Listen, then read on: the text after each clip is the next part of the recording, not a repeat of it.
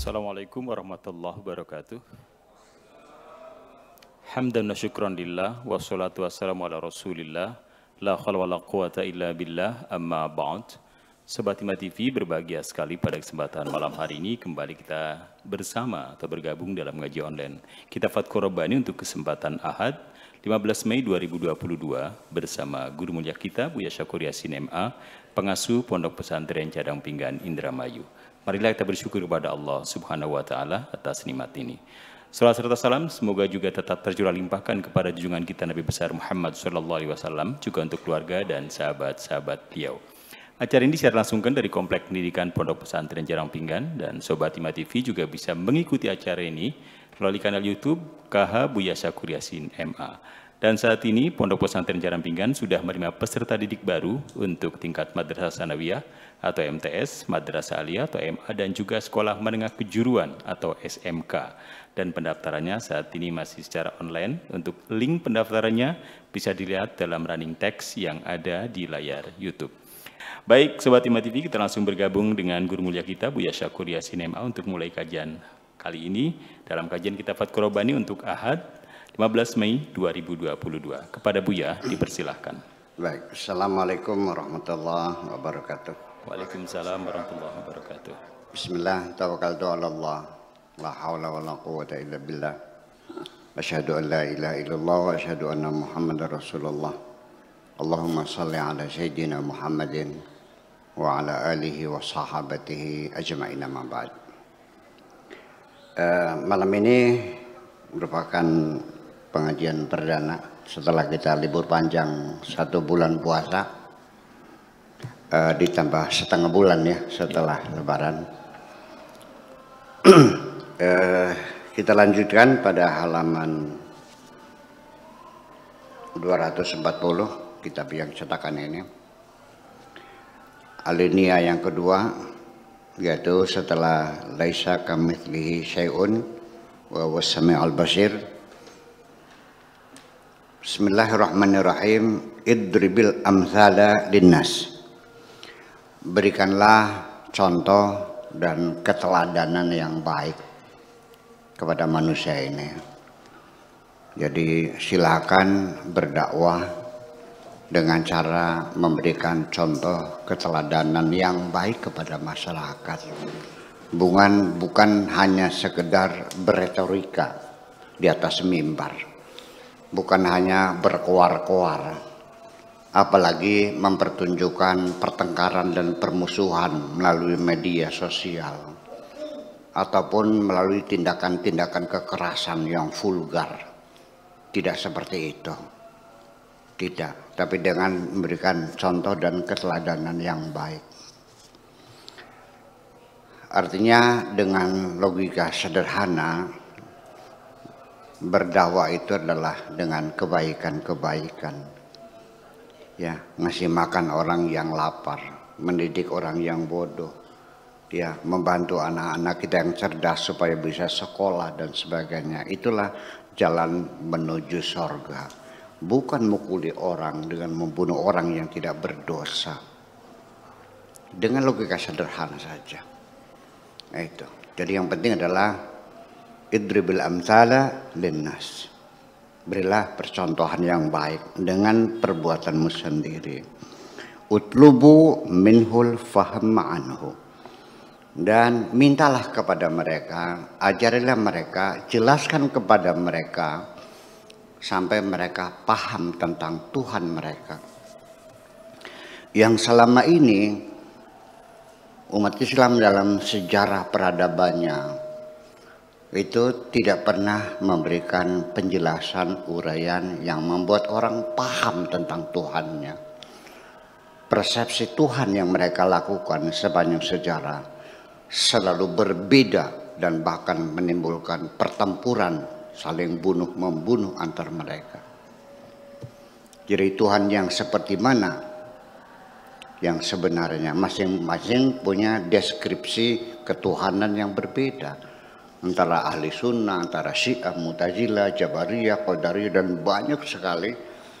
Atau jangan-jangan Tuhannya berbeda. Kalau substansi ketuhanannya berbeda, mungkin berbeda.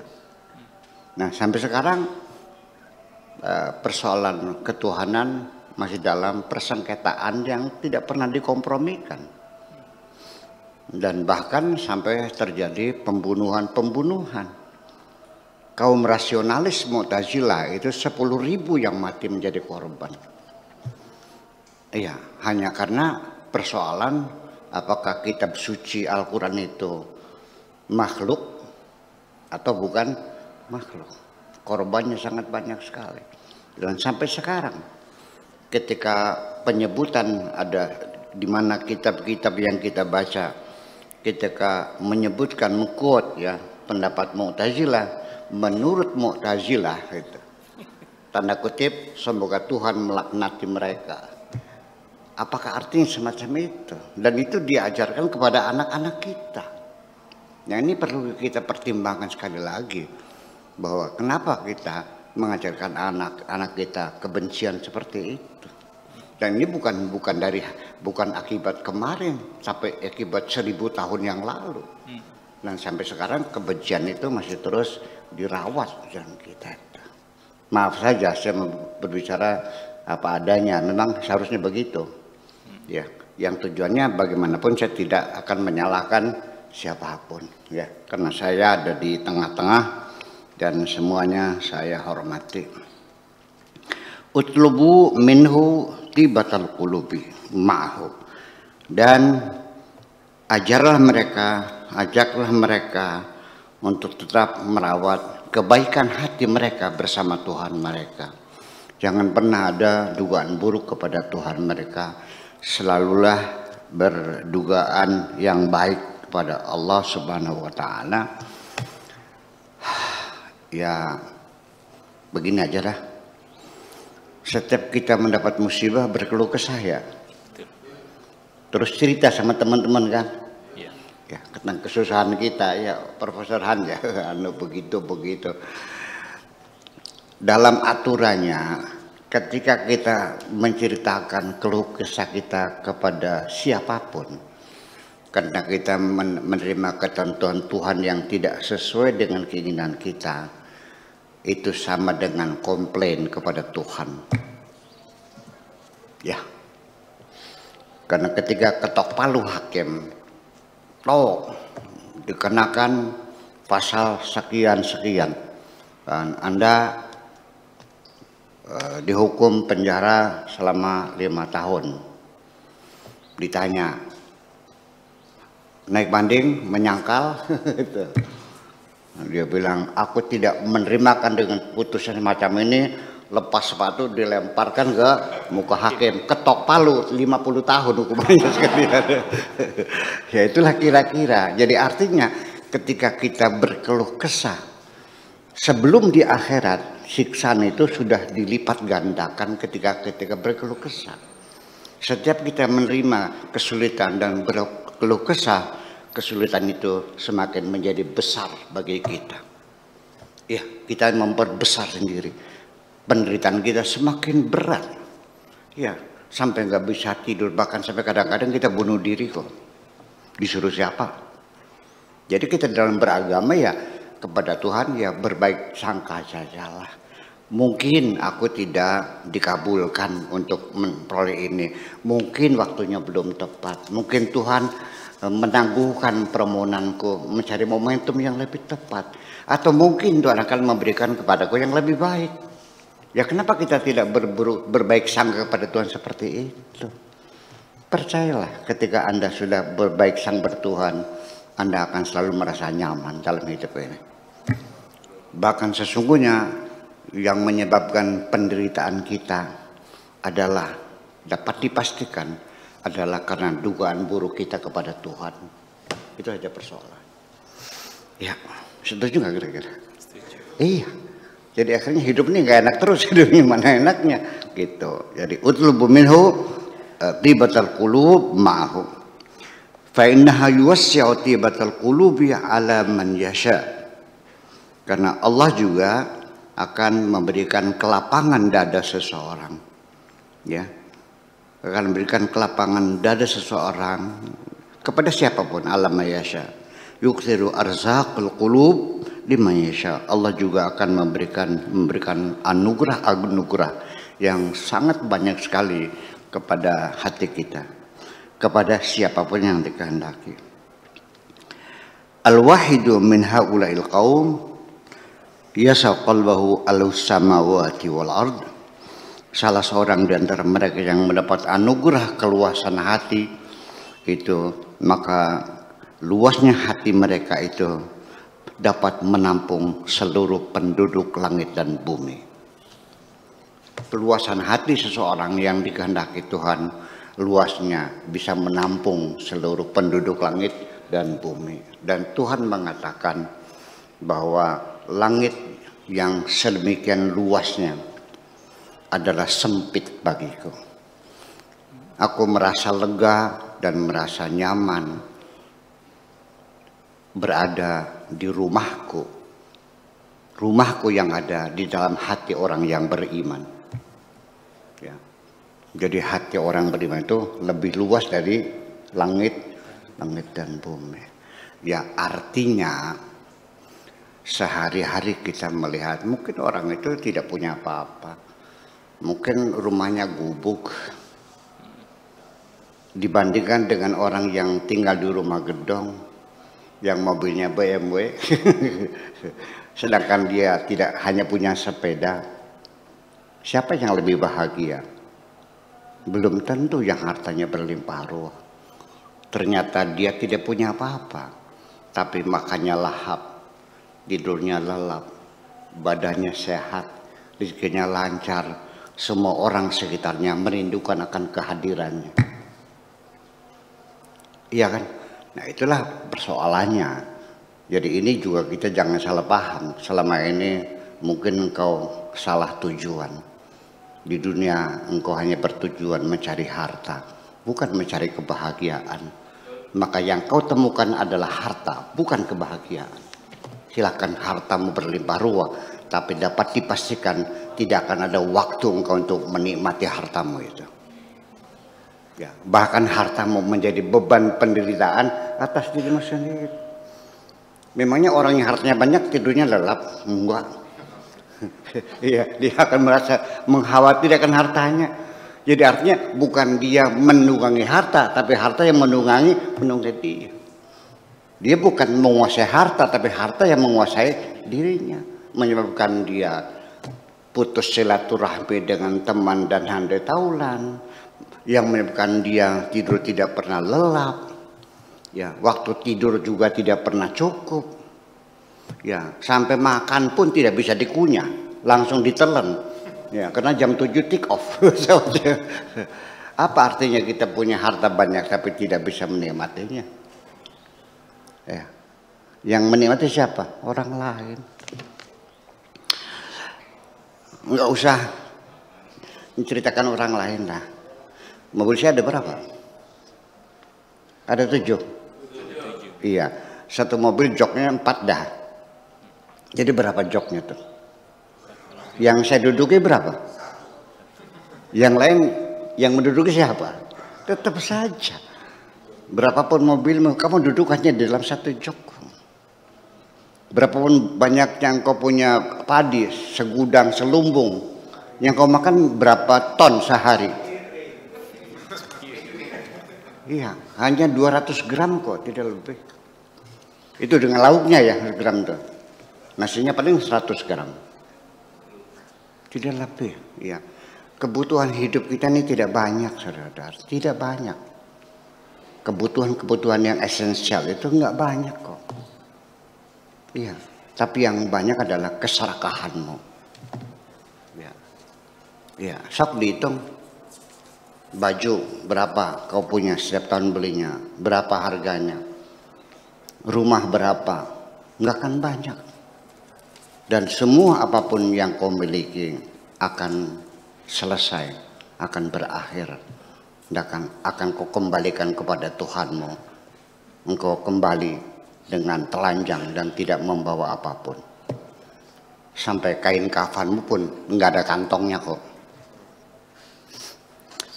Kain kafan ada kantongnya nggak, Mas? Nggak ada ya? Nggak ada. Iya. dijahit nggak pakai kantong kok, karena tidak ada yang kau bawa satupun, semuanya ditinggalkan. Itu yang perlu disadari. Jadi artinya bahwa keluasan hati itulah, ya, yasbiru qalbuhu ka'asa Musa, diberikan kekokohan jiwa yang luar biasa, kekuatannya sama dengan tongkatnya Nabi Musa. Ini diibaratkan seperti tongkatnya Nabi Musa. Ya mungkin tongkatnya Nabi Musa itu kalau kayu mungkin dari galinya ya. Yang paling dalam itu namanya gali ya, betul? Gali, betul. Ya, kalau asam ya gali asam. Ya, itu kan kerasnya itu sudah kayak besi ya. Itu. Kanat asa Musa fi ibtida'i amriha,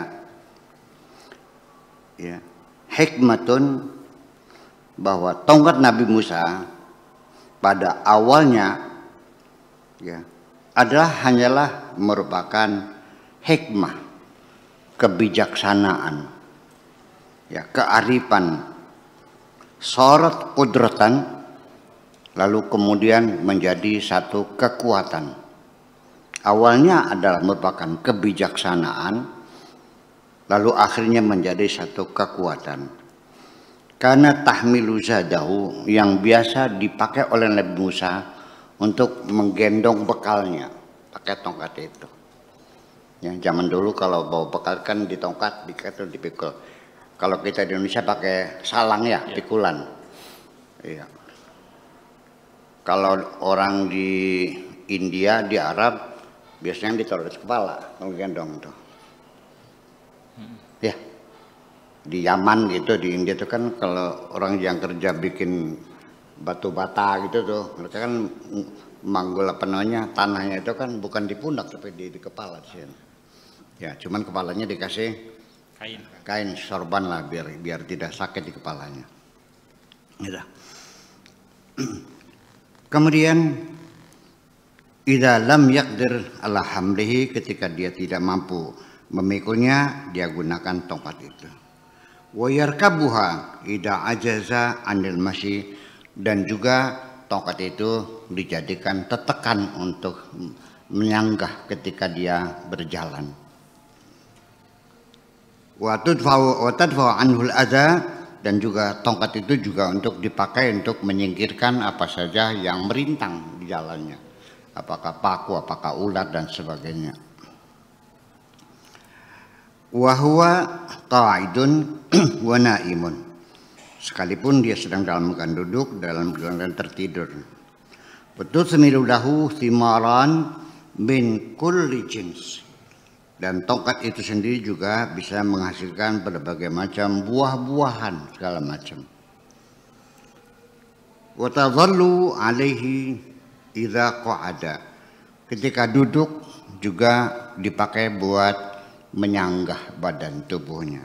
Biasa orang duduk dengan sambil megang tongkat itu lebih nyaman. Arahullah azza wa jalla qudratahu, Tuhan memperlihatkan kepada Nabi Musa akan kekuatan tongkat yang ada di tangannya. Fasta'nasa bil qudrati biwasitatil asa, dia merasa nyaman ya karena dia memegang tongkat yang punya kekuatan seperti itu. Falamma ja'alahu nabiyya, ketika Tuhan mengangkat dia menjadi seorang nabi, wa qarrabahu, dan menjadi orang yang dekat dengan Tuhan, wa kallamahu, dan diajak berbicara oleh Tuhan, wa kallafahu, dan diberi tugas oleh Tuhan, qala lahu, Tuhan berkata kepadanya, wa ma tilka biyaminika ya Musa, wahai Musa, apa itu yang ada di tangan kananmu? Apa itu yang digenggam oleh tangan kananmu? Itu ditanya oleh Tuhan. Ini dalam cerita The Ten Commandments. Dulu nontonnya waktu kecil ya. Sampai sekarang masih ada filmnya ya di Netflix tuh. Itu perlu ditonton juga ya. Yang jadi Nabi Musa siapa tuh?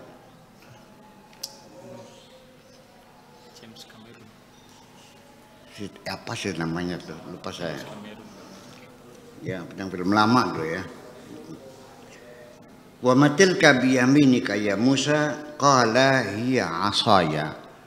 Ini adalah tongkatku. Atawakkau 'alaiha, aku jadikan untuk bersandar. Wa ahusyu biha 'ala ghanami, dan untuk menggiring kambing-kambingku.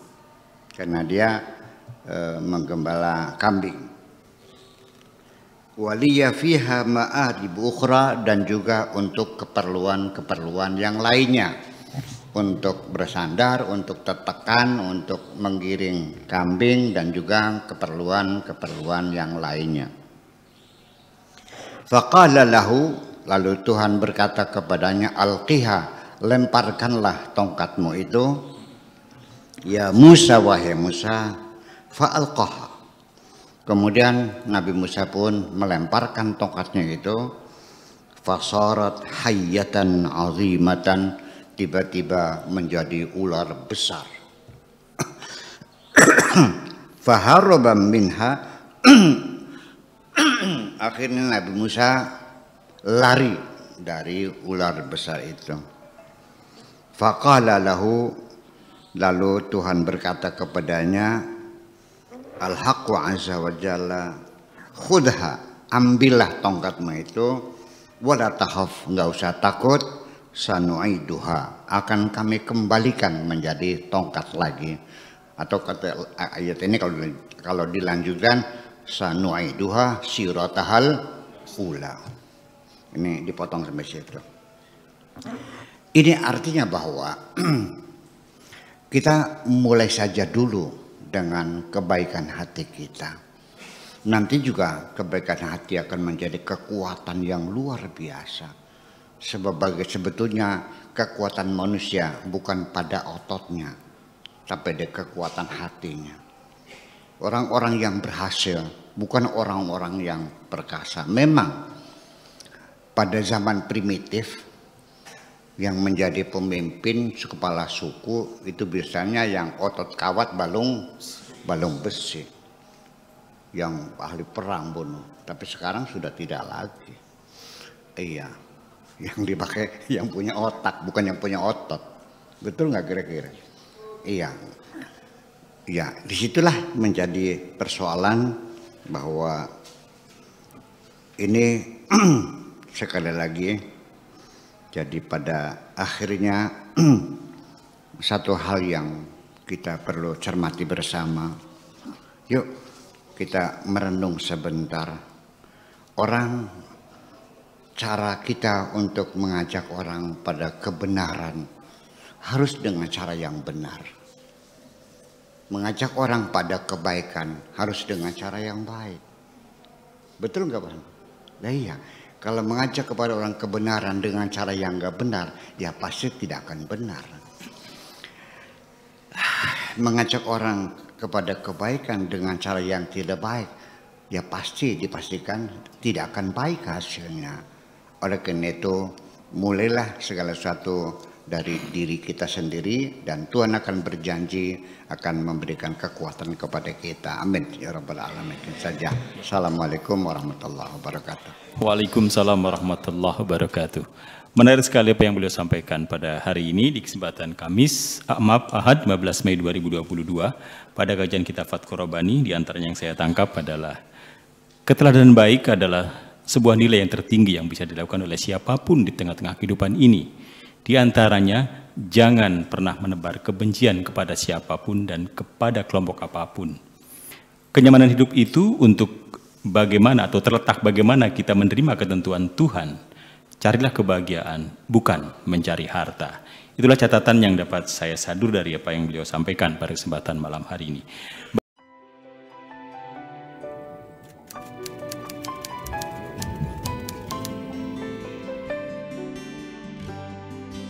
Aku hanya ingin berbagi kebahagiaan dan tidak menggurui siapapun. terlalu sulit bagiku untuk menyalahkan siapapun. Akan tetapi apabila ada orang yang ingin mengisi raporku, tentu aku sangat gembira sekali. Dan kujamin aku tidak akan sakit hati sedikit.